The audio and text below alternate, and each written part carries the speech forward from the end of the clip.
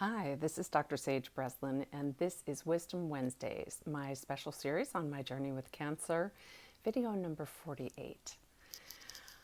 Well, gosh, taking that breath feels glorious. I feel like during the last week, we've been facing a lot of, how do you do the impossible? I feel like my daughter learned, maybe for the first time in her life, how to do the impossible last week when she birthed this baby. Um, you know, After her epidural wore off, bad timing, delivered naturally and, like a champ. And I feel like during this last week, I have done a little bit of that, doing the impossible as well. I have slept less than I have probably during the last 9 months. Um, I have been getting up every 3 hours with a newborn and trying to do everything I can as a mother mentor and grandmother and mother-in-law and friend. Trying to ensure that everybody has what they need and, and teaching my kids, my big kids, systems that they're great at using and implementing at work. And that even I think my daughter has started to implement here at the house, but not with a baby. And so teaching them how to implement systems that allow them to take care of their own needs as well.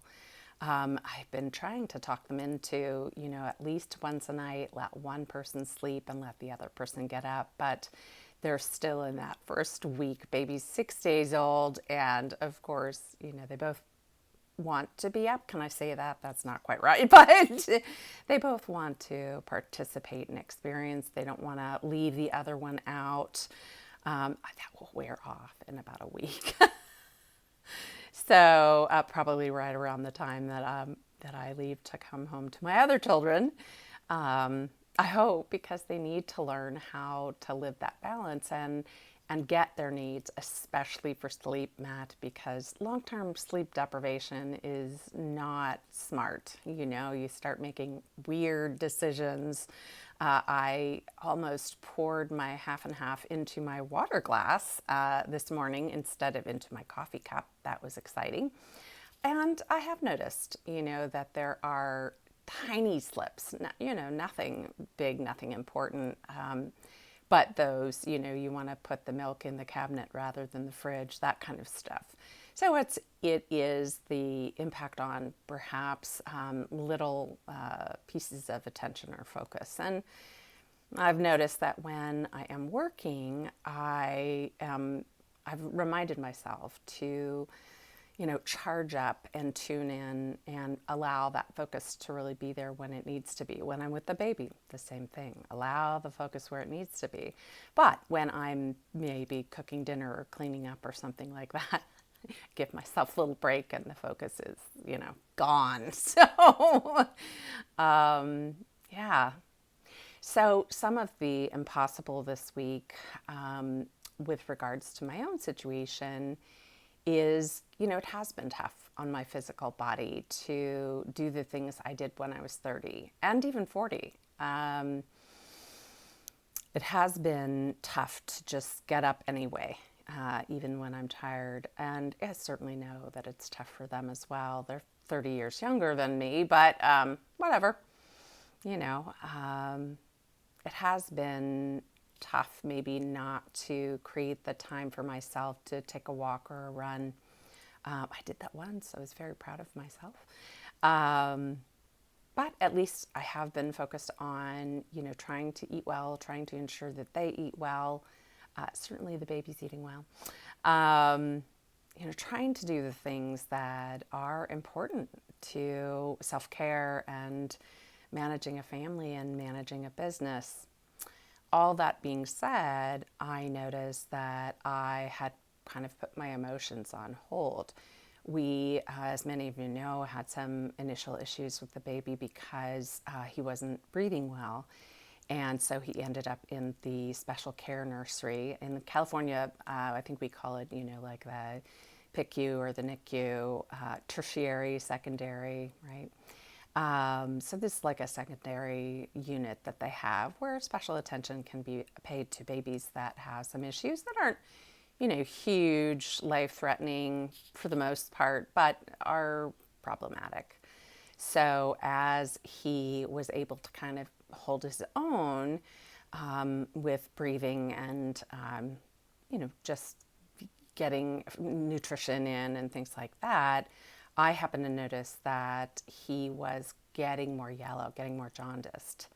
So that sent us to the doctor on Monday, and the doctor had some concerns in addition to that. So that sent them flying off to the hospital for immediate tests and, then having to schedule other tests. And, I think for brand new parents, it's such a fearsome thing to know that your baby's got something going on, and in the wake of that, I myself received some news about my condition, and it's something that I have known, I suppose, intuitively.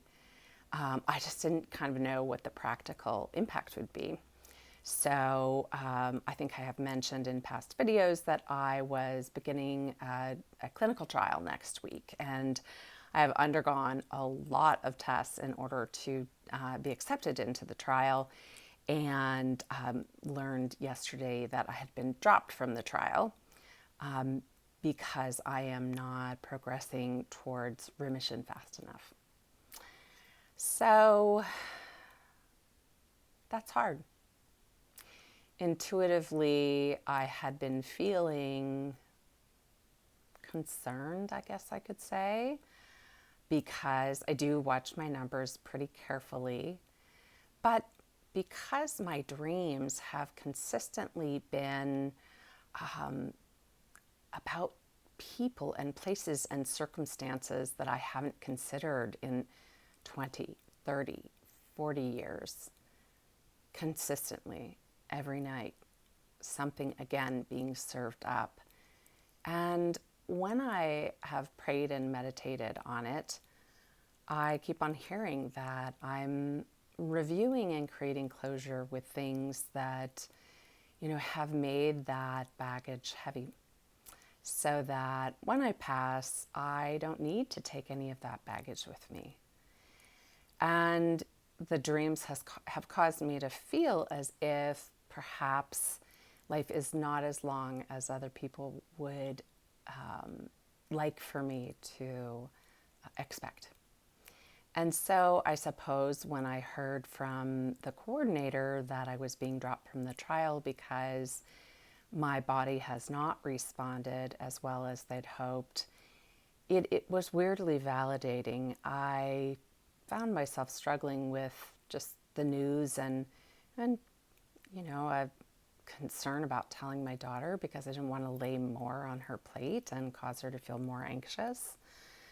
But at the same time, I guess in some weird way, it was validating how I had been feeling and kind of what I had been receiving through the dream world. So I suppose I don't really know what that means. I am reminding myself of what a wonderful colleague through LinkedIn, told me, that remission doesn't have to be immediate. It can be something that can be gained through time. But at 6 months, I suppose I had been hopeful that I would see more evidence of progress. And I don't know.